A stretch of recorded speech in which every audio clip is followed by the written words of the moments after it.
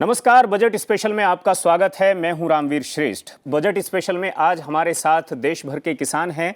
राजस्थान के किसान हमारे साथ हैं, महाराष्ट्र के किसान हमारे साथ हैं, गुजरात से बाबू भाई पटेल हमारे साथ हैं, बुंदेलखंड से हमारे साथ किसान हैं और उत्तर प्रदेश से हमारे साथ किसान हैं।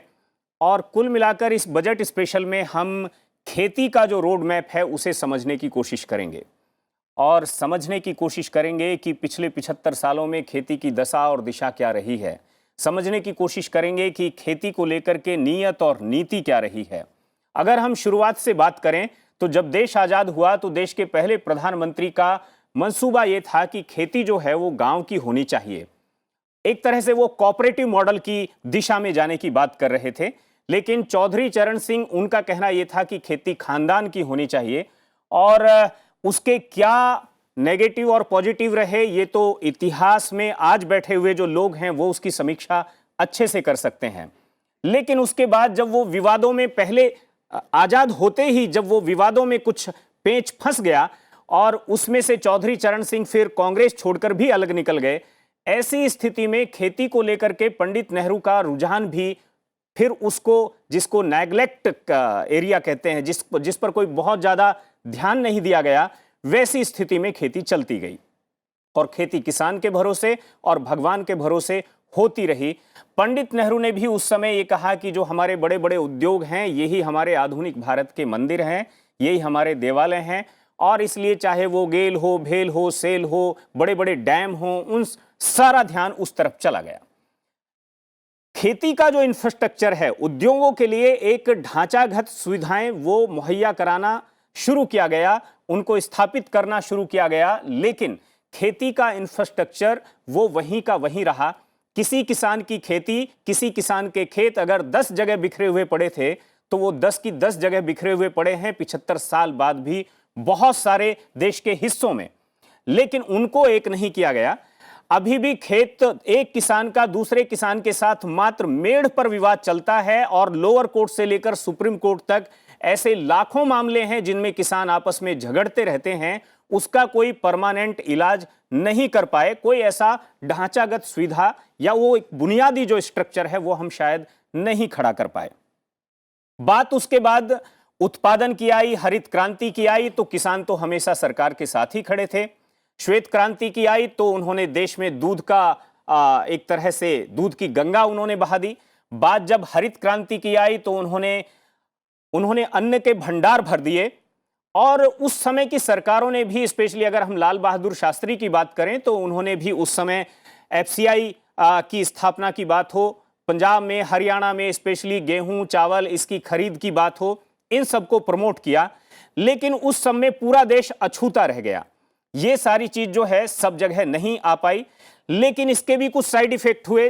हरित क्रांति के अंदर देश मोनोक्रॉपिंग की तरफ चला गया और उसमें भी हम देख रहे हैं कि समस्या जो आ रही है उस समस्या के अंतर्गत अब देश की सरकारों को यह कहना पड़ रहा है कि नहीं, हमारा जो परंपरागत अनाज थे, हमारे जो मोटे अनाज थे, मिलेट्स थे, उनको क्यों आप भूल रहे हैं? उनका क्या अपने शरीर के साथ उनका स्वास्थ्य से कितना गहरा संबंध है, उसको क्यों ना जोड़कर रखा जाए? इस तरह की बहुत सारी बातें हुई और आज 2023 को अंतर्राष्ट्रीय मिलेट ईयर के तौर पर भी मनाया जा रहा है। हम मतलब तब किसी चीज को मनाते हैं, सेलिब्रेट करते हैं जब वो कई बार चीज लुप्त हो जाती है। तो हमने अपने ही अन्न को, अपने ही आदि अन्न को, जिसको मूल अनाज कहते हैं, हमने उसे किस तरह से जाने दिया? क्या उसके भाव नहीं मिल रहे थे? उसका जो उस समय हमारी सेहत के लिए जितनी उपयोगिता थी उसके हिसाब से शायद उसके भाव मिलने चाहिए थे, ज्यादा कीमतें मिलनी चाहिए थी, ज्यादा प्रमोट किया जाना चाहिए था। लेकिन ऐसा नहीं हुआ। पूरा ध्यान चावल पर, गेहूं पर, गन्ने पर, कुछ और मोनोक्रॉप पर देश भर में गया है। इन सब चीजों को हम देख रहे हैं और जब ये व्यवस्था अव्यवस्था में बदल गई है, ऐसे में किसान भी केवल और केवल एक बात उनके ध्यान में रहती है कि उन्होंने भले ही पूरे क्षेत्र में गन्ना ही गन्ना उगा दिया हो, अब चौधरी चरण सिंह भी नहीं है जो किसानों को धमका सकें और ये कह सकें कि आपने इतना गन्ना बोया ही क्यों, और वो उन्हें अपनी टोपी उतारकर भी ये कह सकें कि इस टोपी में भी गन्ना बो देते। तो मेरा कहने का मतलब सिर्फ इतना है कि आज जो यहां किसान बैठे हैं ये सड़कों पर आंदोलन करने वाले किसान नहीं हैं, इनका आंदोलन इनके अंदर चल रहा है। यहां ऐसे 80-80 साल के किसान बैठे हैं, हनुमानगढ़ से शंकरलाल सींवर आए हैं। किसानों को कैसे उचित मूल्य मिल सके, सरकार का भी डिस्टरबेंस कम से कम हो, पिछले 25 साल से 30 साल से उस सारे विषयों पर अध्ययन और उस विषय को पब्लिक डोमेन में ले जाने की बात करना, ये सारी चीजें वो करते रहे हैं। अवधेश प्रताप लल्ला यहां बैठे हैं, उत्तर प्रदेश के कृषि पंडित हैं। कैसे एक पूरे गांव को आप एक झटके में जैविक गांव बना सकते हैं, कैसे वहां पर आपको यूरिया, डाई, पेस्टिसाइड उसको आप जीरो कर सकते हैं, उसके लिए फॉर्मेट क्या होगा, मॉडल क्या होगा, उन्होंने अपने खेत पर अप्लाई किया। और किसी विषय पर पीएचडी करने वाले लोग तो होते हैं, किसी गांव पर, किसी क्रॉप पर कर सकते हैं लोग शोध, लेकिन वहां कानपुर एग्रीकल्चर यूनिवर्सिटी के स्टूडेंट उनके खेत पर पीएचडी करके डॉक्टर बनने वाले हैं। यहां पर इस तरह के लोग हैं। कान सिंह निर्वाण हैं, उन्होंने डेवलपमेंट का जो मॉडल है वो क्या हो सकता है, गाय का आय में क्या महत्व है, खेती में क्या महत्व है, इन सब चीजों को समझने की, समझाने की पूरे देश में कोशिश की है। हमारे साथ श्याम बिहारी जी बैठे हैं, उन्होंने इसी तरह से कैसे प्रसार कैसे हो जैविक कृषि का, प्राकृतिक कृषि का, जहां भी उनको लगता है कि किसानों का भला हो सकता है इस दिशा में चलते चलते, उस तरह से वो सारी चीजें की जा रही हैं। गुजरात से बाबू भाई पटेल हैं, आप किसानों को लेकर के नीतियां कैसे बेहतर हो सकती हैं, सरकार के साथ भी एक तरह का सेतु बनाने का काम कैसे किसान अच्छे से कर सकते हैं, उस दिशा में भी काम करते हैं। तमाम सारे जो किसान हैं उन सबका बहुत बहुत स्वागत है संसद टीवी में, और आप इतनी दूर दूर से आए इसके लिए भी। और हम यहां से इस कार्यक्रम की शुरू बजट के बहाने से कर रहे हैं, जिसे हमने आज नाम दिया है भविष्य की खेती, खेती का भविष्य।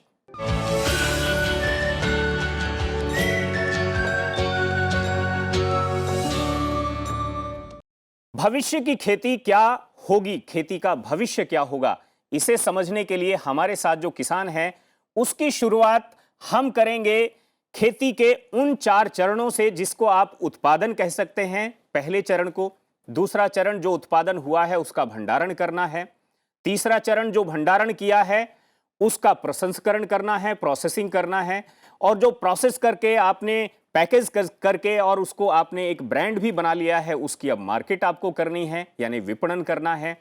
तो उत्पादन, भंडारण, प्रसंस्करण और उसके बाद विपणन यानी मार्केट, ये चारों चीजों पर हम बात करेंगे, सेगमेंट वाइज बात करेंगे। और सबसे पहले बात करेंगे उत्पादन की।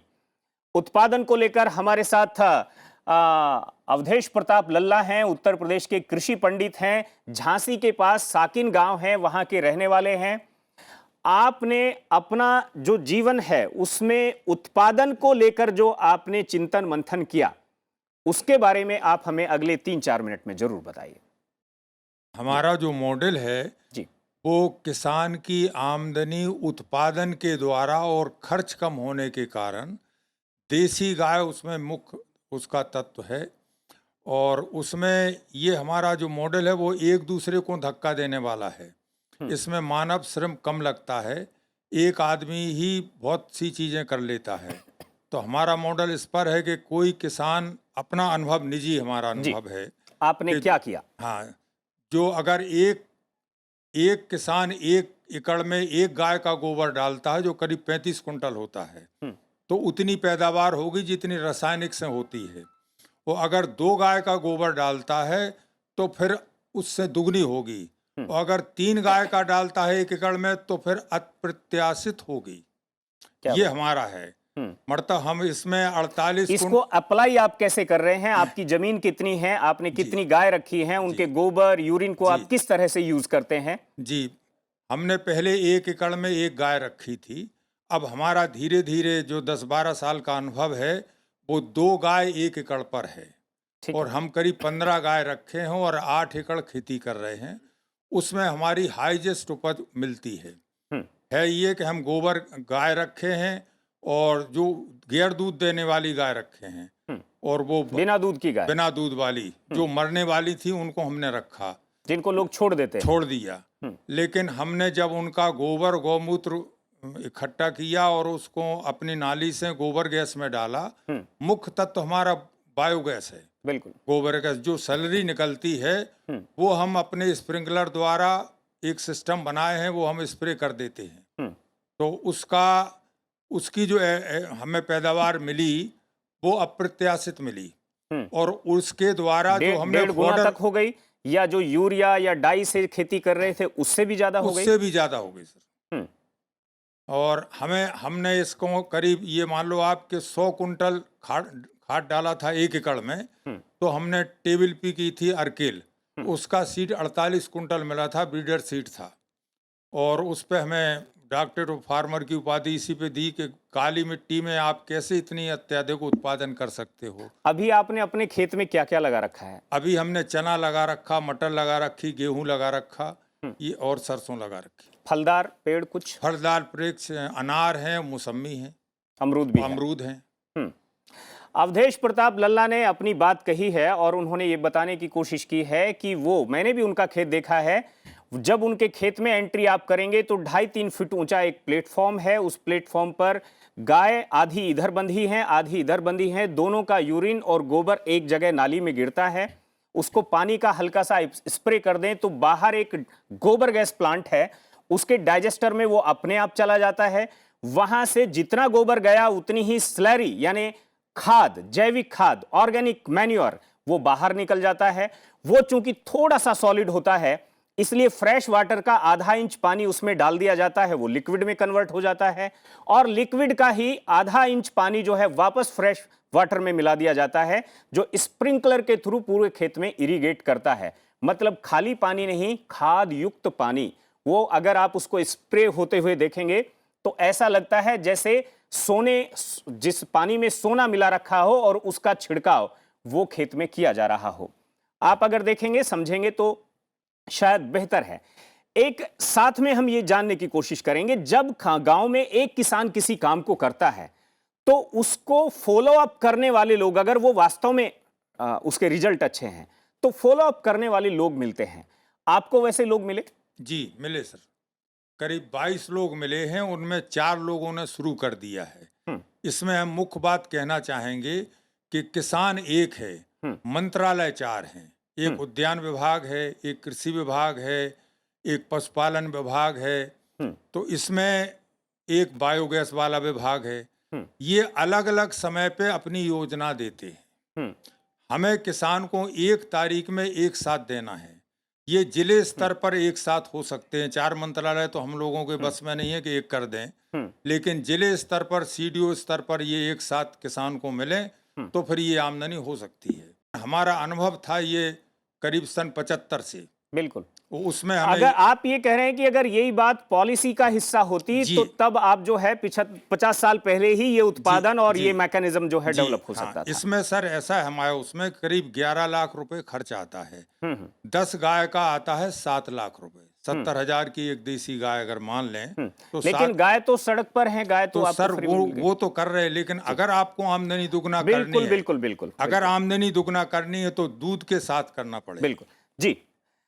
उत्पादन को लेकर के आप क्या कहें? रामवीर जी ने आपने बहुत सही बात कही कि भारत की आज़ादी के बाद ये ऋषि और कृषि संस्कृति वाला अपना देश जो है, प्रथम प्रधानमंत्री जवाहरलाल नेहरू ने इस पर कभी फोकस नहीं किया कि ग्राम आधारित और कृषि आधारित अर्थव्यवस्था को देश की तरक्की का मूल आधार बनाया जाए, बल्कि उद्योग आधारित अर्थव्यवस्था अपनाने के कारण ये भारतीय परिवेश में कहीं फिट नहीं बैठा और उसका दुष्परिणाम आज किसान भुगत रहे हैं। 2000 से लेकर के 2010 तक हम लोग, मैं बस्ती का मूल निवासी हूँ, श्री कृष्ण चौधरी, और लोक भारती के माध्यम से जैविक खेती का काम हम लोगों ने उत्तर प्रदेश, उत्तराखंड और देश के अलग अलग हिस्सों में किया। लेकिन 2010 में पद्मश्री डॉक्टर सुभाष पालेकर जी से जब संपर्क हुआ एक प्राकृतिक खेती के प्रशिक्षण वर्ग में, उस प्रशिक्षण वर्ग के बाद ये लगा कि प्राकृतिक खेती में सभी समस्याओं का समाधान निहित है। पानी का उत्पादन जो है उस मॉडल से आपको लगा कि वो एक तरीका है, उससे भी हम लोगों अच्छा ने व्यक्तिगत रूप से अपने खेत पर किया और दूसरे किसानों को, ऐसे काफी किसानों को खेत पर देखा जो है उत्तर प्रदेश में भी और उत्तर प्रदेश के बाहर, तो ध्यान में आया कि प्राकृतिक खेती करने से न्यूनतम लागत के बाद भी हमारा उत्पादन कम नहीं हो रहा। उत्पादन न कम होने के साथ साथ देसी केचुए अपने आप जीवामृत और घन जीवामृत के माध्यम से जमीन में ऐसी परिस्थिति तंत्र का निर्माण होने से वो सुषुप्तावस्था से जागृत होकर के अपने आप जो है देसी केचुए जमीन को भुरभुरी बना करके वो वाटर को रिचार्ज कर देते हैं बरसात में। बिल्कुल। और कान सिंह जी, सर, ये आज के समय में सरकार से एक निवेदन है कि सरकार अपनी नीति ठीक करे और किसान अपनी नीयत ठीक करे तो ये देश सोने का शेर बन सकता है, कोई दो राय नहीं है। मैं आज के 18 साल पहले नीति को लेकर आपके सजेशंस 1 2 3 क्या क्या जी, नीति के लिए मेरा सजेशन है कि पहली बात तो किसान की जो सब्सिडी देश में दी जा रही है, 1 रुपया बजट में बढ़ाने की जरूरत नहीं है, वो डायरेक्ट किसान के खाते में दे दी जाए एकड़ के हिसाब से। ठीक। तो किसान गाय पाले चाहे कुछ भी करे, कैसे भी करे, तो अपने आप खेती होगी तो किसान संबल हो जाएगा। दूसरी बात जो है, ये देश भारत बना है गांव से, और गांव उसको कहते हैं जहां गायें होती थी। ये गाय नहीं समझ में आएगी तो भारत नहीं समझ में आएगा, नहीं किसानी समझ में आएगी, गांव भी समझ में नहीं हाँ, गांव समझने के लिए गाय समझनी पड़ेगी, किसानी समझने के लिए जल पानी नीर एक है, वैसे धरती गाय प्रकृति तीनों एक हैं। तीनों को समझे बिना किसानी समझ में नहीं आएगी। तो इसके लिए आपको गाय के जो गोचर भूमि थी उसके मालिक सरकार बन गई है, वो वापिस गाय को मालिक बनाया जाए। सरकार को उन्नति के लिए जमीन चाहिए तो गाय से खरीद ले। बिल्कुल, तो ये पाप का काम हो रहा है, इस पाप को पुण्य में बदला जाए। गाय घास खाएगी अच्छा तो उत्पादन भी अच्छा होगा। जी। तीसरी बात जो है, पूरी दुनिया में हर चीज की कीमत उसकी गुणवत्ता से होती है। हमारे देश में इस गाय के जो भी दूध है उसकी दूध की कीमत फैट से होती है। ये षड्यंत्र है। इसको इतनी बड़ी विज्ञान की बात हम करते हैं, चांद पे प्लाट कटाने की तो बात आप करते कह रहे हैं कि दूध को एसएनएफ के हिसाब से लिया जाए, इसकी गुणवत्ता से लिया जाए, गुणवत्ता से लिया जाए, और इसकी फेट से कीमत बंद हो। तो ये जिस दिन ये फेट से गुणवत्ता से हो जाएगा तो गाय का दूध समझ में आ जाएगा, और गाय का दूध समझते ही गाय खुली फिरना बंद हो जाएगी, देश की तकदीर बदल जाएगी। ये देश का सामर्थ्य बदलने का श्रेय जो है सिर्फ गाय के पास है और किसी के पास नहीं। फिर आगे मैं प्रोसेसिंग की बात करता हूँ। प्रोसेसिंग में मैंने पूरे देश को एक मॉडल दिया सर। मेरे पास में 300 कपल परमानेंट मेरे फार्म पे आते हैं। मैंने पूरा जीवन आधारित, गाय आधारित जीवन पद्धति और पूरा वातावरण दिया वहां जिनका मन डिला हुआ है, वो डोले हुए मन के लोग अपने मन को ठीक कर सकते हैं। तो वो 300 कपल आते हैं, रात को रुकने का गेस्ट हाउस में किराया देते हैं, खाने के पैसे देते हैं, सुबह पूरी प्रोसेसिंग की हुआ अपना रसोई का सामान खरीद के ले जाते हैं। तो किसान को मार्केटिंग नहीं करनी पड़ेगी, और शुद्ध प्रोसेसिंग से हम प्रोसेसिंग में पूरे अनाज का सत्यानाश कर देते हैं। आपने खेत पर ही किसान कैफे बना दिया। जी नहीं, मैं कह रहा हूं कि जैसे आप मसाले हैं, इस देश की परंपरा में कभी मसाले पीसे हुए नहीं खाए गए, या तो पत्थर पे बांटते थे या कूटते थे। दोनों परंपराएं बंद होने से पूरे के पूरे पोषक तत्व उसके नष्ट हो गए। तो किसान की वजह से, पूरे सिस्टम की खराबी की वजह से ये देश नपुंसकता की ओर जा रहा है। तो सही प्रोसेसिंग होगी, भारतीय परंपरा से प्रोसेसिंग होगी, और किसान को बैंकें जो कोई फायदा नहीं देती है, बैंकों को किसान के प्रति लिबरल करना पड़ेगा, उनको कुछ ना कुछ ठीक तरीके से समझाना पड़ेगा। तो प्रोसेसिंग खेत में हो और मार्केटिंग खेत में हो। ये जो फैमिली डॉक्टर वाला फार्मूला है, वैसा ही देश में उच्च लोगों को, जो हमारे प्रधानमंत्री जी जैसे व्यक्ति जो हैं, जो देश के किसान के हित में सोचते हैं, फैमिली डॉक्टर की जगह फैमिली फार्मर होना चाहिए। क्या बात है। ये जब तक नहीं होगा तब तक डायरेक्ट किसान का लिंक नहीं होगा। ये मार्केटिंग की, एमआरपी की, ये जितने भी बातें, एमएसपी की बातें सब गायब हो जाएंगी, क्योंकि किसान का उपभोक्ता से सीधा संपर्क हो जाएगा, बिचौलिया खत्म हो जाएगा। बात करेंगे उस पर भी। जी मैं श्याम बिहारी गुप्त, अंबाबाई, जिला झांसी, बुंदेलखंड। बजट सामने है, मार्गदर्शन के तौर पर 1 2 3 पॉलिसी क्या, किस तरह का रोड मैप क्या हो? बिल्कुल सफलतापूर्वक पहला सूत्र है किसान खेत पर। ये पॉलिसी मैटर भी है और किसान का व्यक्तिगत मैटर भी है। यदि किसान खेत पर रह रहा है, ऐसे तो गांव समाप्त करके गांवों को खेतों पर ट्रांसफर करना है, किसान को खेत पर ट्रांसफर करना है। पॉलिसी में ये आ रहा है कि मतलब आप कह रहे हैं घर खेत पर। जी, घर खेत पर। यदि किसान खेत पर रह रहा है तो वहीं रह रहा है, उसका जानवर का ज्यादा, उसका स्वस्थ जीवन है, और जो है उसका पेड़ पौधे सब्जी सब लग जाएगा। तो ये जो पॉलिसी है, सरकार जो प्रधानमंत्री आवास दे रही है, वो आवास उन किसानों को वरीयता दी जाए, या उनको वरीयता दी जाए जो किसान खेत पे रहना चाहते हैं। तो उनको यदि खेत पे रहने लगेंगे तो उनका जो है पेड़ पौधे, पशु पक्षी सभी तरह के उनके ठीक हो जाएंगे। दूसरा पॉलिसी मैटर में है कि यूरिन कलेक्शन और बायोगैस ये एग्रीकल्चर इंफ्रास्ट्रक्चर के अंदर होना चाहिए। मेरा ऊसर खेत था, ऊसर खेत को हमने खेती लायक बनाया।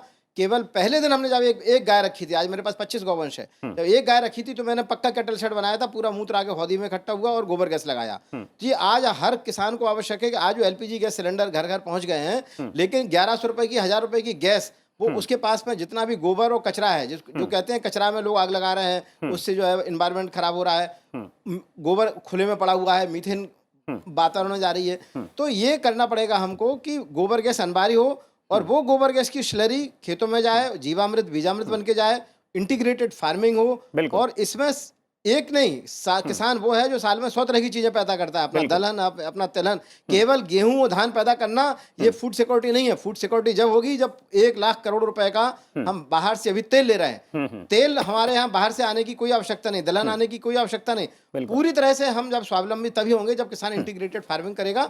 और मेरी एक लास्ट बात जो है वो ये है कि जो प्रोसेसिंग है वो लो आरपीएम की मशीन से होना चाहिए, जो आदरणीय कांत सिंह जी ने कही। 1 हॉर्स पावर के मोटर से आटा हम बनाते हैं, बिल्कुल। और वो उससे क्या होता है कि 1 घंटे में लगभग 8 किलो आटा निकलता है हमारा। अब वो इसी तरह से तेल का, इसी तरह से दलहन का, तो यदि जो लो आरपीएम की होगी तो उसकी गुणवत्ता सही होगी और किसान साल भर में जो 100 कुंतल माल पैदा कर रहा है वो प्रोसेसिंग पैकेजिंग करके फैमिली फार्मर के आधार पर। मुझे लगता है बाबू भाई कि इसी सेगमेंट में हम उत्पादन और प्रोसेसिंग पर भी कुछ बातचीत हमारे साथियों ने कुछ कर ही ली है।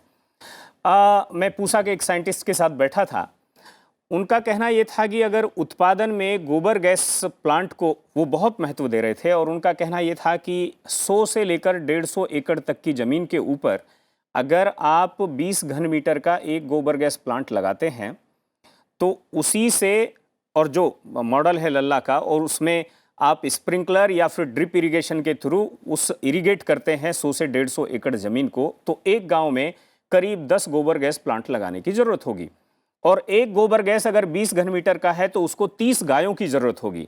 तो जो पशुधन आज गांवों में बेसहारा घूम रहा है, शहरों में भी बेसहारा घूम रहा है, वो हमारे लिए एसेट हो सकेगा, और इस एसेट को हमें जाया नहीं जाने देना चाहिए। आप सहमत हैं? कुछ सही बात है। जो आवारा पशु की समस्या पूरे देश में कहीं ना कहीं हम जाते हैं तो वो आज एक समस्या बन गई है। उसका क्या हो सकता है हल? तो ये जो बात सामने आई है, जो पूरी बात यदि हम समझ लेंगे, आज पूरे देश भर में एक मुहिम चली है, कहीं ना कहीं प्रकार से, मानो आप कहीं जैविक खेती कहे, कहीं प्राकृतिक खेती कहे, कहीं सजीव खेती कहे, कहीं एग्रो टूरिज्म की बात आई, तो किसी न किसी प्रकार से छोटे छोटे आंदोलन से बन गए हैं। आंदोलन के स्वरूप ये चल पड़ा है। बिल्कुल। तो उसका भी एक बजट में भी इसको सम्मिलित करते हुए आवारा पशुओं की समस्या को कैसे निपटा जाए। एक गोबर गैस प्लांट अगर 20 घन मीटर का है तो सरकार उस पर 72,000 रुपया उस पर खर्च आता है करीब, और सरकार उस पर करीब 32-33 हजार रुपए के आसपास सब्सिडी भी देती है। जी जी। तो लेकिन ये बहुत आसानी से ये हो जाए और किसान भी 10, 12, 15 किसान मिलकर के तैयार हो जाएं, और 10-12 किसानों के पास जो 5-7 ट्यूबवेल हैं उसकी जगह एक ही ट्यूबवेल काम करेगी जी, तो ये आराम से शायद हो सकेगा। ये हो सकेगा, लेकिन ये पहले भी सामूहिक गोबर गैस बायोगैस प्लांट की योजनाएं आई थी, लेकिन ये बीच में क्या हुआ कि वो खेती में जो प्रोडक्शन होता था उसका जो लाभदायी मूल्य नहीं मिलने की वजह से आज ऐसा एक माहौल बीच में समय काल में आ गया कि यदि किसान को उनकी उपज के पूरे दाम नहीं मिल रहे तो किसान उसका योजना का हमने एक और अनप्रैक्टिकल अप्रोच हमने एक और देखी। खेत है 1 किलोमीटर दूर और गोबर गैस है गांव में। जी जी। तो गोबर गैस की स्लैरी को वहां ले जाना ये अपने आप में एक टिपिकल जॉब था। उसमें भी आती रहती है, इसलिए वो पूरी तरह से उनका एक सोच समझ के ही बनाना पड़ेगा मॉडल, जो यदि बनाना है तो इसी प्रकार हमने भी इस बार भी बजट में अभी सजीव ऑर्गेनिक फार्मिंग के ऊपर बहुत बारी बातें चली है, पीएम साहब भी उसके ऊपर जिक्र ये दे रहे हैं, तो इसका हमने भी सुझाव डाले हैं कि एक तो बात आई अभी फर्टिलाइजर, इसकी 2.5 लाख करोड़ तक की ये पहुंची है सब्सिडी, तो उसको सीधा डायरेक्ट बेनिफिट के तहत किसानों के अकाउंट में क्यों न डाला जाए, ऐसी बात भी हमने बताई है। और एक तरह से किसान सम्मान निधि के तहत किसानों को कुछ राशि दे रही है। लेकिन वो तो यूरिया का कट्टा जो है, जब सब्सिडी आपको डायरेक्ट दे देंगे किसान को, तो यूरिया का कट्टा जो है उसका रेट उतना ही ऊपर चला जाएगा। नहीं, हम तो ऐसे कहते हैं, अभी एक बात चली है कि लेकिन आपका कहना है कि जो यूरिया नहीं डाल रहे हैं उनको तो फायदा होगा ना। जिसको जो चाहे वो खेत में वो लगाएंगे, वो ऑर्गेनिक फर्टिलाइजर से लेकर ऑर्गेनिक कोई भी है खाद लगा सकता है। किसान जो भी करे 2.5 लाख करोड़ तक का जो आज एक बड़ा हिस्सा बजट का उसमें चला जाता है वो किसानों को डायरेक्ट सब्सिडी के तहत अकाउंट में डाल देना चाहिए। किसान जो मर्जी पड़े वो उसे आसानी से वो खेत में वो लगा सकता है। और एक बात हमने यह भी सामने रखी है बजट चर्चा में भी, वो एक तरफ से किसान सम्मान निधि के तहत कुछ राशि आप दे रहे हैं, दूसरी तरफ जीएसटी सभी इनपुट्स और यांत्रिक जो औजार जो इनपुट से हमारे उसके ऊपर जीएसटी 18% लगा दिया है। तो एक हाथ से देना दूसरे हाथ से लेना ये भी खत्म करो, सीधा किसानों को मुआवजा मिले, डायरेक्ट उनको जो लाभ मिले, ऐसी कोई ना कोई योजना की रचना बजट में यदि अच्छी तरह से बनती है तो ही वो उसका कुछ ना कुछ ये हो सकता है। अभी इंटरेस्ट सब्सिडी वो सब्सिडी धिराण की बात ले ले, कृषि ऋण देते हैं तो उसका भी अभी थोड़ा वो बढ़ाना चाहिए। तो कृषि ऋण अभी देते हैं, इसमें भी उसका पूरा ये होता नहीं है, तो इसका भी ये थोड़ा बहुत राशि बढ़ानी चाहिए, ऐसा भी हमने मांग रखी है। तो इसी प्रकार बजट से लेकर भी चर्चा आपने ये टीवी पर आज ली है, तो भारतीय किसान संघ आपका बहुत बहुत आभारी है। चारों महत्वपूर्ण बिंदुओं पर आपने जो चर्चा रखी है किसानों को फायदेमंद होगी, ये शायद ये सभी देश से आए ये जानकार लोग हैं वो हिस्सा ले रहे हैं। बहुत अच्छा, धन्यवाद आपको देते हैं। मतलब यहाँ हम एक बात और भी समझ सकते हैं कि उत्पादन को लेकर के जो इंफ्रास्ट्रक्चर की बात है वो बहुत महत्वपूर्ण है, और उसमें गोबर गैस प्लांट की एक बात है। एक बात ये भी है कि अगर एक गांव में 10 गोबर गैस प्लांट पर पूरी गांव की जमीन को शिफ्ट कर दिया जाए और जिस दिन वो चालू होंगे उसी के कुछ महीने बाद आप उसकी टेस्टिंग करा लीजिए, पता चला कि वो गांव पूरा का पूरा गांव अपने आप में एक हेल्दी विलेज, एक ऑर्गेनिक विलेज या नेचुरल विलेज में कन्वर्ट अपने आप हो जाएगा, क्योंकि वहां उसे एक सिस्टम से खेतों को खाद और पानी एक साथ मिल रहा होगा।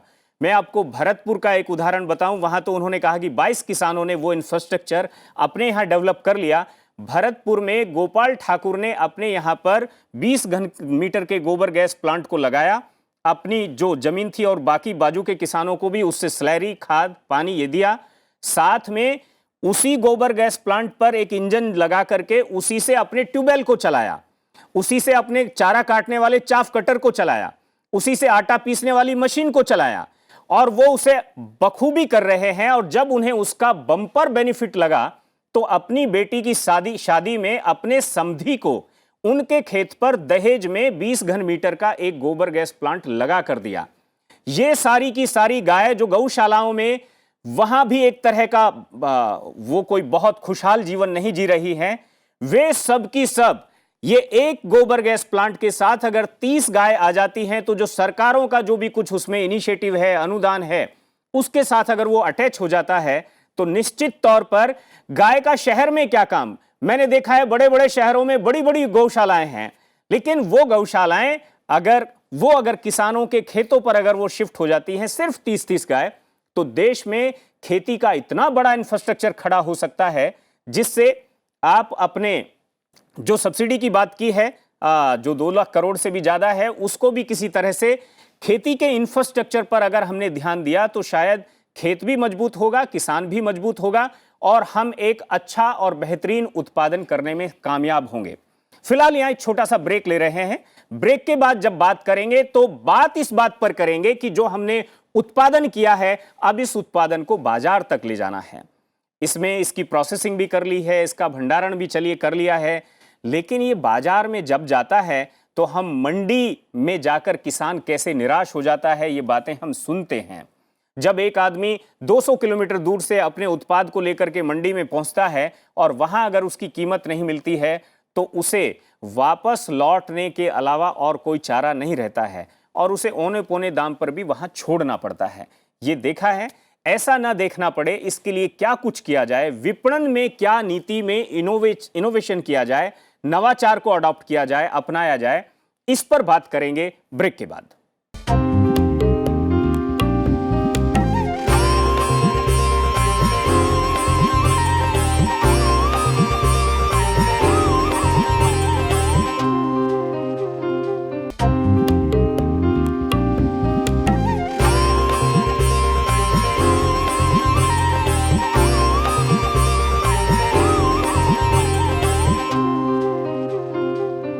ब्रेक के बाद एक बार फिर से आपका स्वागत है। हम बात कर रहे हैं भविष्य की खेती पर, हम बात कर रहे हैं खेती के भविष्य पर, और बात इस बात पर कर रहे हैं कि कैसे उत्पादन का बुनियादी ढांचा जो है वो खड़ा होना चाहिए, भंडारण का बुनियादी ढांचा खड़ा होना चाहिए। वेयर हाउस की बात, एफसीआई वगैरह के गोदाम तो राष्ट्रीय स्तर पर हैं, लेकिन ये पॉलिसी में भी बातें आई थी कि उसे ब्लॉक लेवल पर भी वेयर हाउस की व्यवस्था हो। ये व्यवस्था गांव स्तर पर भी अगर होगी तो निश्चित तौर पर एक बहुत बड़ी दिशा को हम अडॉप्ट कर सकते हैं। यही दरअसल खेती के बुनियादी ढांचे का हिस्सा है। और इसके बाद प्रसंस्करण की बातें यहां पर हुई हैं, लेकिन एक महत्वपूर्ण बात यह है कि इस सब के बाद बारी आती है विपणन यानी मार्केटिंग की। ये जो हमारे पास चीजें हैं इनको हम बेचेंगे कहां। हमारे साथ शंकरलाल सिंवर बैठे हैं, हनुमानगढ़ से हैं। 25 से 30 साल हो गए उन्हें इसी लाइन पर वो सोचते रहे हैं। उनका कहना यह है कि एक गांव जो है उसके अंदर जो जो उत्पादन हुआ है उसके सबसे नजदीक जो शहर है, कस्बा है, वहां के लोगों को एक कंज्यूमर सोसाइटी में कन्वर्ट कर दिया जाए। मान लिया 5,000 लोग गांव में हैं और 10,000 लोग वहां शहर में, एक कंज्यूमर सोसाइटी है, तो इस गांव के लोगों का जो उत्पादन है वो उस कंज्यूमर सोसाइटी पर एक आउटलेट हो और वो वहां बिके। और इसमें सरकार सिर्फ और सिर्फ एक रेगुलेटरी की भूमिका निभाए। जो उत्पादन उस गांव में नहीं हो सकता है, सिर्फ और सिर्फ वही उत्पादन वो देश के किसी भी हिस्से से अपने सोसाइटी पर, जो प्रोडक्शन सोसाइटी है, प्रोड्यूसर सोसाइटी है, जो गांव की सोसाइटी है, वो मंगा सकती है और वहां से वो वहां पर वापस उसे भेज सकती है, जो कंज्यूमर सोसाइटी है। दोनों के बीच एक संबंध बने और इसमें दोनों के बीच में एक एमएसपी जो है वो अपने आप दोनों मिलकर बैठकर डिसाइड कर सकते हैं। आज भी हम देखते हैं, अगर आप D2C जिसको डायरेक्ट टू कंज्यूमर कहते हैं, उसमें आज भी वो लोग घाटे में नहीं हैं जो इस प्रैक्टिस को अपना रहे हैं। मतलब आज भी जो डायरेक्ट कंज्यूमर है वो किसान को चीट नहीं कर रहा है। किसान चीट होता है जो अलग अलग उससे पहले के चरण हैं, टेबल हैं, चाहे मंडी है, मंडी से लाने वाले लोग हैं, फिर जिसको मिडल मैन कहते हैं। इसलिए किसान को डायरेक्ट कंज्यूमर के साथ जोड़ा जाए। शंकरलाल सिंवर जो है इस पर चिंतन करते रहे हैं, उनके चिंतन को हम चाहेंगे कि वो थोड़ा सा उसको एक्सप्लोर करें, हम सब लोगों को उसे बताएं। नमस्कार जी, शंकरलाल सिंवर, जिला हनुमानगढ़ से। जी थोड़ा लाउडली। एक बात मैं आपको इस दिशा में ले जाने से पहले कहूँगा कि हम मांग करते हैं एमएसपी की। एमएसपी है सपोर्ट प्राइस। जो बच्चा खड़ा नहीं हो पाता उसको हम सपोर्ट देते हैं, वो किसान को है। तो इसका मतलब ये हुआ कि ये तो न्यूनतम भाव है, और मार्केट की तरफ से जो भी उत्पाद आता है इंडस्ट्रियल का, यानी मैक्सिमम प्राइस, इंडस्ट्रियल का जो भी है, छोटी सी पेंसिल से लेकर मशीनरी तक का जो है उसका मैक्सिमम भाव, यानी उसका मेरा मानना ये है कि दोनों तरफ को बैलेंस रखने के लिए किसानी के ऊपर तो लागत मूल्य की टोटल को जोड़ के वो दाम हो, और मशीनरी आदि जो आती है उनके भी लागत मूल्य पर उसके दाम अंकित हो। अब ये हमारे दिमाग पकड़ लेते हैं, 5 पैसे लगने वाली जिसमें लागत की चीज़ है उसको वो 99 पैसे लगा के 1 रुपये से नीचा रखते हैं, यानी 2 अंकों में नहीं जाने देते। कितनी होशियारी से वो काम करते हैं। अब मैं विपणन पे आऊँगा। आज ये कृषि प्रधान देश है और दुनिया में सबसे ज़्यादा लोग कृषि पर आधारित है, रोज़गार कृषि से उनको मिलता है। तो मैं कहता हूँ कि सरकार अगर इस सिस्टम को जिस तरह मैंने सोचा है बना दे तो बेरोजगारी जाएगी, भूखमरी जाएगी और देश फिर से सोने की चिड़िया बनेगा। मैं कहता हूँ उत्पादक का उत्पादन उसके गृह स्थान पर संग्रह हो, बिके नहीं, वो उसका स्टोर करे, उसका विधायन करे, पैकिंग करे, बाई प्रोडक्ट बनाए, वहाँ मशीनरी लगेगी, वहाँ लोगों का रोजगार मिलेगा। और जब उसके पास एक्सेस जो भी पदार्थ बचता है वो अन्य किसी सोसाइटी में जहाँ के लोगों की जरूरत है वहाँ डायरेक्ट बेच दें। सपोज करो जैसे कलकत्ता में चाय होता है, आसाम में चाय होता है, कई फ्रूट्स होते हैं, बिल्कुल, और राजस्थान में चाहिए तो वो डायरेक्ट राजस्थान की सोसाइटी, वहाँ की सोसाइटी में संग्रह करके राजस्थान की सोसाइटी को दे दे। राजस्थान में सरसों गेहूँ अच्छा होता है, कलकत्ता को चाहिए वो डायरेक्ट वहाँ की सोसाइटी को दे दे। और सोसाइटी अपने नागरिकों के बीच एक निश्चित संख्या तक एक बूथ बनाए और अपने उत्पाद उन लोगों तक डायरेक्ट दे दे। तो उत्पादक को तो वो लाभ पैसा मिलेगा जो उसने लागत किया है, उस पे मुनाफा, और उपभोक्ता को वो उत्पाद उस भाव से मिलेगा जो विक्रय के हिसाब का है। मात्र उसका आने जाने का, ट्रक आदि का भाड़ा किराया जुड़ेगा, कोई और एक्स्ट्रा खर्चा नहीं पड़ेगा। जब तक ये बड़े व्यापारियों के हाथ में संग्रह करने की पॉलिसी चलेगी, किसान को कोई भूखा मरने से बचा ही नहीं सकता। मेरे 50 साल की उम्र तक मैंने ये अध्ययन किया है, और इस अवाना बात जी, में मैं किसी से भी तर्क करने को तैयार हूँ, कितना बड़ा कृषि पंडित आ जाए भले ही। जब तक विक्रय पर आपकी पकड़ नहीं होगी, आप गरीब रहोगे ही रहोगे। और मेरे साथियों ने अच्छी अच्छी बातें बताई, उत्पादन की के अच्छे प्रयोग किए। मैं इन बातों का भी जानकार हूँ कि मेरे जिन साथियों ने जैविक उत्पाद किया उनके खरीदार नहीं है। और उनके खरीदार क्यों नहीं है कि ऐसा कोई केंद्र नहीं है। तो जैविक की तरफ वो कैसे बढ़ेंगे? लोग बेरोजगार और भूखमरी के मारे सस्ते से सस्ता खरीदना चाहते हैं। आपकी बात को बाकी लोग कैसे देखते हैं उसको भी हम सुन लेते हैं। धन्यवाद जी अवाना जी। एक है संग्रह केंद्र, दूसरा है बिक्री केंद्र। संग्रह केंद्र जो उत्पादन करने वाले लोग हैं, किसान हैं, वो उनका अपना गांव में, और जो बिक्री केंद्र है, जो कंज्यूमर सोसाइटी जो आपके पड़ोसी शहर में है, वो वहां। और कंज्यूमर तो गांव के लोग भी हैं, तो अपने गांव के लिए, और जो बचा हुआ है वो अपनी जितने लोगों का आप पेट भर सकते हैं उनके यहाँ भी आपकी एक सोसाइटी हो। उनका कहना यह है कि गाय का दूध भी उनको आपकी सोसाइटी से जाए, मिठाई भी आपकी सोसाइटी से जाए, नमकीन भी बन करके आपकी सोसाइटी से जाए। मतलब कुल मिलाकर के गांव जो है, ठीक है, जिसको कहते हैं कि गांव की तरफ लोग देखें, ठीक है। इस दिशा में शायद जो पूरा जो रोड मैप है, जो आइडिया है, इंडिकेशन है, वो सीवर साहब का है। हाँ, राम राम साहब, जैसा आपने पहले जिक्र किया फैमिली फार्मर वाला, हमारा फार्म है जयपुर में, 400 परिवारों का फैमिली फार्मर है, और मिठाई से लेके नमक तक और सारे फ्रूट, क्या बात सारे हम बना रहे हैं। आप चाहो तो ये मॉडल आपको दिखा सकता जो हम बात कर रहे थे वो एक किसान कर रहा है, वो कह रहे हैं यही काम एक गांव मिलकर भी कर सकता है। अच्छा, मेरी इनकम 3-4 गुना कैसे है? सुबह दूध की बोतल उसके घर जाती है, और व्हाट्सएप पे हमने सबके जोड़ रखे हैं। हमें 2 पावर नींबू चाहिए, 2 मूली चाहिए, थोड़ा सा मसाला चाहिए, तेल चाहिए, उसी ट्रांसपोर्टेशन में वो चले जाते हैं। क्या बात। जैसे टमाटर मंडी में 20 रुपए किलो इन्होंने दिए, और वो घूम फिर के मंडी शुल्क के बाद कस्टमर को मिलेगा 40 रुपए में, और मेरा जो टमाटर है वो डायरेक्ट इनके यहाँ दूध के साथ 40 रुपए में जाएगा। तो ये फार्मूला अगर बड़े शहरों के पास जो किसानों के हैं तो इसको अपना सकते हैं। दूसरे एक मैं सुझाव देना चाहूँगा, आदरणीय प्रधानमंत्री जी ने 3-4 योजना पशुपालन को लेके बहुत अच्छी लाए, और इन तीनों चारों का मैं फायदा उठा रहा हूँ, और इसी कारण से मुझे गोपाल रत्न और अन्य पुरस्कार भी मिले।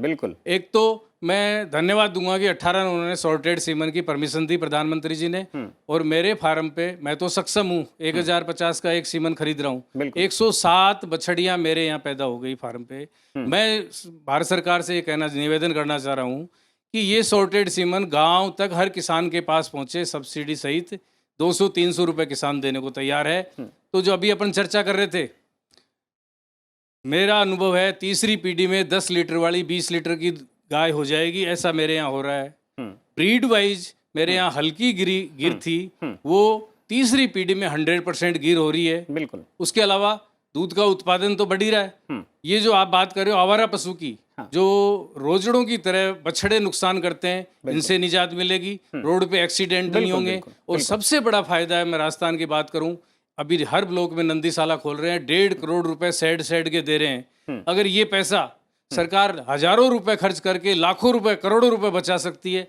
इस फार्मूले पे करें। दूसरा 1 मिनट और बताऊंगा मैं कि गोकुल मिशन मेरे को हो गया, LNM योजना जो भारत सरकार की है, आप वंडर करेंगे, 30 नवंबर 21 को मैंने अप्लाई किया था।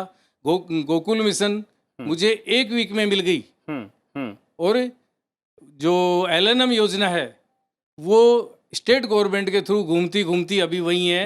हमारे राजस्थान की बात करूं तो एक भी किसान को LNM योजना का लाभ नहीं मिला है। इसलिए भारत बिल्कुल, सरकार हमने से आपको बुलाया इसलिए है कि आप जो है सरकार का भी मार्गदर्शन करें।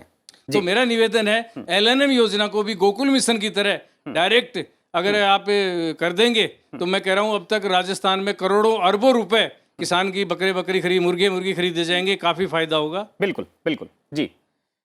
ये सेगमेंट हमने विपणन पर यानी मार्केटिंग पर कुल मिलाकर डेडिकेट किया है। उस पर आप या तो सिंवर जी का उस बारे में या उन्होंने भी कुछ कहा है कैसे उसको किया जाए, ये एक बात है।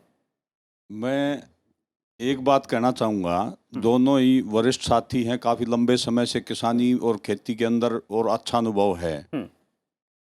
मैं 3 बातें जोड़ना चाहूँगा। हमारी जो अर्थव्यवस्था है वो गांव आधारित अर्थव्यवस्था, किसानी आधारित अर्थव्यवस्था रही है। बिल्कुल, ये बात इस देश की उन्नति के लिए, गांव की उन्नति के लिए, किसानों की उन्नति के लिए जब तक इसका इंफ्रास्ट्रक्चर डेवलप नहीं किया जाएगा तब तक उन्नति नहीं हो सकती। बिल्कुल बिल्कुल। और जहाँ तक मार्केटिंग की बात है, अभी हनुमानगढ़ के वरिष्ठ किसान हमारे सबसे उम्र में बड़े हैं, उन्होंने कही, मैंने कोरोना काल में एक बात कही थी, वो बेबाकी से जुबान पर आई थी, माँ सरस्वती की कृपा थी, कि ये मानव जाति के ऊपर एक त्रासदी के रूप में आया कोरोना, और हमारे अपनों को, बहुत से अपने को उन्होंने बिल्कुल हमसे छीन लिया। लेकिन भारतवर्ष के लिए ये एक उपलब्धि के रूप में, एक अवसर के रूप में भी आया कि जैविक की मांग हुई। पैसे होते हुए भी आदमी के पास वो इम्यूनिटी पावर बनाने के लिए वो जैविक उत्पाद नहीं थे। तो जैविक उत्पाद की तरफ जो देश और दुनिया का ध्यान गया, इस जैविक की पूर्ति केवल और केवल हिंदुस्तान ही कर सकता है। इसके लिए केवल हमको ब्रांडिंग करनी पड़ेगी, संग्रहण करना पड़ेगा, फूड प्रोसेसिंग यूनिट लगानी पड़ेंगी। और एक सुझाव मेरा विपणन के लिए एक है, जो केंद्र सरकार और राज्य सरकारों को संकेत है कि जैसे अभी अवाना साहब ने बताया कि आपका शहर के नजदीक में आपका फार्म है, लेकिन जो किसान दूर दराज बड़े शहरों से दूर पर हैं, उनके लिए यह सुविधा कैसे हो सकती है? वो जो एफपीओ का कंसेप्ट देश भर में आया, 10,000 एफपीओ का, बिल्कुल बिल्कुल। कुछ नए एफपीओ किसान अपने स्तर पर भी बना रहे हैं। एक तो उन एफपीओ को भी सरकारी सुविधाएं मिलें जो सरकार के एफपीओ के अलावा, बिल्कुल। और दूसरा उन एफपीओ को जो टाउन प्लानिंग के माध्यम से जो हम एक रिहायशी क्षेत्र के अंदर मार्केट बनाते हैं, बिल्कुल, उनके अंदर उन एफपीओ को विपणन केंद्र अलॉट किया जाए, बिल्कुल, ताकि गांव का उत्पाद, जैविक उत्पाद, गांव में प्रोसेसिंग किया हुआ उत्पाद, जो डायरेक्ट टू कंज्यूमर की जो स्कीम है, उसका लाभ किसान को मिल सके।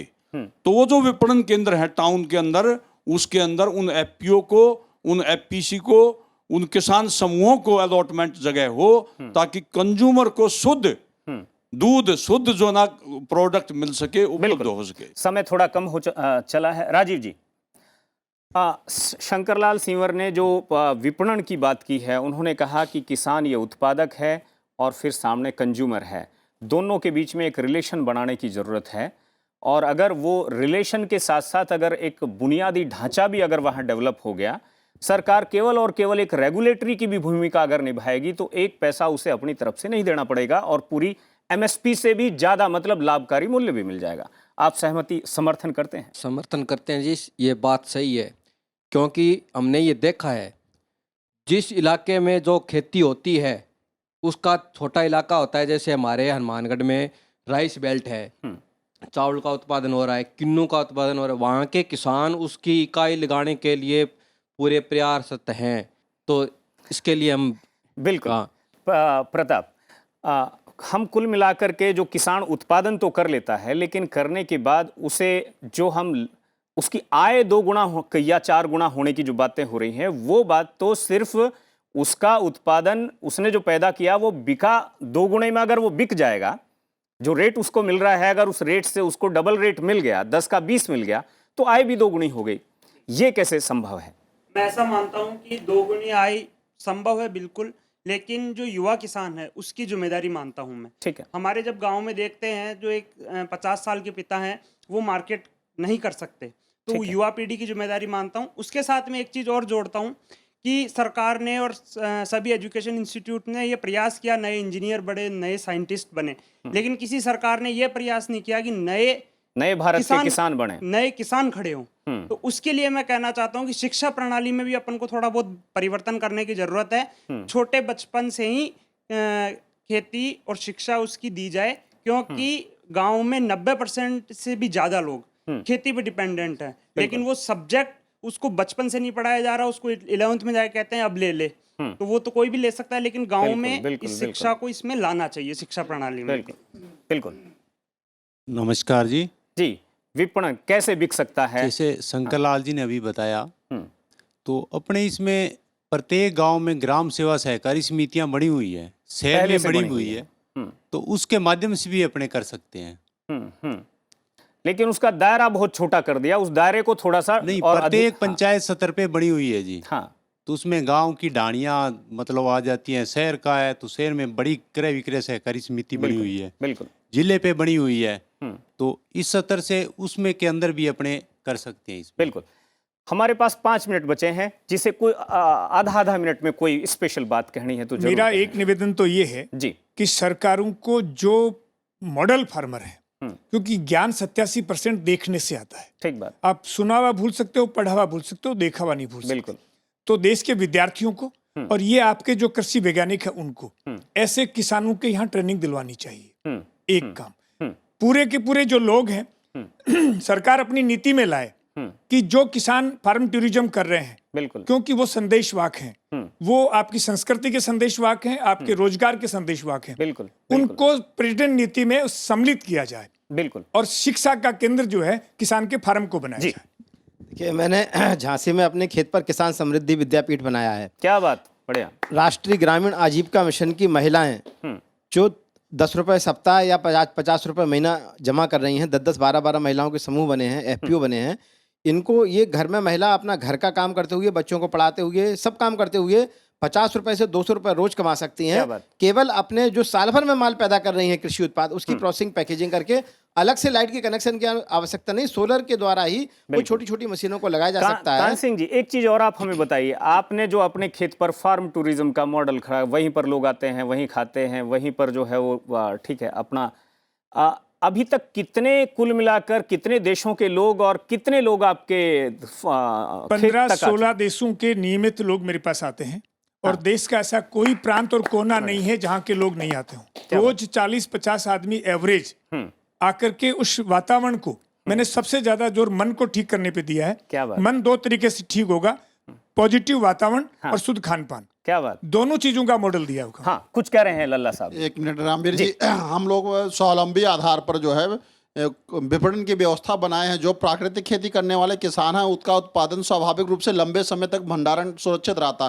तो नगरों में अन्नदाता सम्मान समारोह करके ऐसे किसानों की ब्रांडिंग जो है कि उत्पादक स्वयं उस किसान को समझे कैसे बिना DAP यूरिया कीटनाशक का प्रयोग करते हुए। ये तो व्यक्तिगत लेवल पर या फिर एक ग्रुप बना करके एक लेवल पर तो होता ही है, जो कर रहे हैं जैसे वो कर रहे हैं, लेकिन यही नीतिगत तौर पर भी इस सब चीज को इंप्लीमेंट किया जाए। नीतिगत रूप से जैसे आपने कहा कि ब्लॉक स्तर पर या न्याय पंचायत स्तर पर अगर सरकार के द्वारा भंडारण की क्षमता का ऐसा मॉडल विकसित होता है, तो हमारे किसानों को उसमें रखने के लिए, नहीं तो MSP के लिए किसान जो है मारे फिरते हैं और उनका उत्पाद समय से बिक नहीं पाता है। लल्ला शायद कुछ कह रहे हैं क्या? हाँ, आधा मिनट बचा है जी। हमें साहब ये कहना है, जो हमारा मॉडल है वो छोटे किसान के लिए बहुत अच्छा है। जो हमारा इस मॉडल में है, करीब आप 55 से 60 दिन में किसान की आमदनी दुगनी हो सकती है। क्या बात, क्या गारंटी से। और जिसको कराना हो उसकी हम गारंटी दे रहे हैं। मोटी बात कुछ नहीं है, जो सही बात है बहुत सरल है। उसमें जो ऐसा कोई किसान नहीं है छोटा जो गाय भैंस ना दूध के बिजनेस ना करता हो। बिल्कुल। इसमें 60 दिन में गोबर गैस, 38 दिन में सैलरी बनाने लगता है। उसके द्वारा जो फॉडर पैदा होता है, वो हमारी गैर दूध देने वाली गाय 6 महीने में 51 हो गई थी, जो मरने जा रही थी, और चौथी पीढ़ी भी रही है। क्या बात। तो उससे पूरी आमदनी बढ़ जाएगी, उनका खाने का खर्च खत्म हो जाता है। जी, लास्ट अवाना जी। आप कुछ कह रहे हैं। जैसा मार्केटिंग की बात कर रहे हैं, हाँ। मैं आदरणीय प्रधानमंत्री जी को धन्यवाद दूंगा। हमारी मार्केटिंग तो वो कर रहे हैं, 23 को मिलेट ईयर मना रहे हैं और सारी दुनिया में हमारे मोटे अनाज को उन्होंने पहुंचाया है। राजस्थान के परिप्रेक्ष्य की बात करूं, बाजरा जो 15 रुपए बिक रहा था, अभी डीडी किसान की टीम मेरे फार्म पे शूट करके लाई है। हम 15 प्रोडक्ट बना रहे हैं और बहुत जयपुर में डिमांड है। आप 1 किलो बाजरा कितने में बेच दे रहे हैं प्रोसेस इस करके? बार मैं कह रहा हूँ 30 रुपए बिकेगा राजस्थान में, जो 15 रुपए था, क्योंकि बाहर बहुत जा रहा है। सीवर साहब, आखिर में आपसे समापन करेंगे। बस मेरा तो सर्कुलेशन बनाने की यही बात थी कि गांव में पूरे देश में सोसाइटी है, सरकार को कोई नया मॉडल खड़ा नहीं करना पड़ेगा। वहीं उसका स्टोरेज कर दो, वहाँ के उत्पादन क्षमता के बराबर के 2 डबल साल का, बिल्कुल। और बैंक स्थापित कर दो। मैंने अपने प्रैक्टिस किया है, मेरा माल अगर 100 बोरी मैंने एक बोरी करके बेच के घर की जरूरत पूरी की है तो मेरे पास पैसे बचा है, लेकिन मेरी मजबूरी है कि 100 बोरी एक साथ बेचनी पड़ रही है, इसलिए मैं गरीब हूँ। तो हमें सक्षम बनाने के लिए गांव की सोसाइटी में संग्रह केंद्र और बैंक, हम अपने आप बाकी कर लेंगे, एमएसपी मांगेंगे नहीं, हम पैदा उतनी करेंगे कि जितनी देश में आवश्यकता है, या एक्सेस करेंगे तो सरकार पहले अप्रूवल दे कि हम इसका एक्सपोर्ट करने वाले हैं, आप इसे ऐसा पैदा करो। बिल्कुल। तो हम तो देश को सबल बनाना चाहते हैं, ऐसा कर सकते हैं, ये हमारा विश्वास है। बहुत बहुत शुक्रिया आपका, सभी किसानों का बहुत बहुत शुक्रिया जो सब राज्यों से आए हैं। और कुल मिलाकर के अगर इस सारी बातचीत को, ये जो घंटा भर चली है, इसे समझने की कोशिश की जाए तो देश को खेती को बुनियादी ढांचा स्थापित करने की जरूरत है। बुनियादी ढांचा खेती के लिए क्या होगा, इसकी अंडरस्टैंडिंग, इसकी समझ, ये भी विकसित होना जरूरी है। यहां पर बात हुई कि उत्पादन एक बुनियादी ढांचा है, उसको समझा जाए, विपणन, उसकी मार्केटिंग एक बुनियादी ढांचा है, उसको समझा जाए। अगर गांव में 10 गोबर गैस प्लांट लगाने हैं तो ये उसका बुनियादी ढांचा है। अगर खेतों को एक साथ करना है तो ये उसका बुनियादी ढांचा है। मेड़ पर किसान की लड़ाई ना हो, ये उसका बुनियादी ढांचा है। और विपणन, यानी अगर किसान के उत्पाद को D2C के मॉडल पर अगर बेचना है तो गांव के अंदर एक भंडार गृह यानी गांव का गल्ला, और साथ में शहर में एक कंज्यूमर सोसाइटी के अंदर एक उसका आउटलेट, ये होना जरूरी है। इसके अलावा आप बहुत सारी चीजें होंगी, लेकिन उसमें क्या होगा, कुछ चीजें फिर आपको नहीं दिखाई देंगी, यानी फिर मंडी नहीं दिखाई देगी। दिखाई देगी तो कहां दिखाई देगी? आपको हर सोसाइटी में एक छोटी सी मंडी दिखाई देगी, वो ही उसके केंद्र होंगे, वो उसका एक्सपेंशन होगा, वो उसका एक्सटेंशन होगा, वो उसका विस्तार होगा। और जब ये विकेंद्रीकृत व्यवस्था जब इस तरह से चलेगी तो निश्चित तौर पर किसान की जो आय है उसका भी विस्तार होगा, और देश भी अपनी जो तरक्की की राह है, प्रगति का पथ है, उस पर तेजी से आगे बढ़ चलेगा। बजट स्पेशल में फिलहाल इतना ही। रामवीर श्रेष्ठ को इजाजत दीजिए, फिर मिलेंगे, नमस्कार।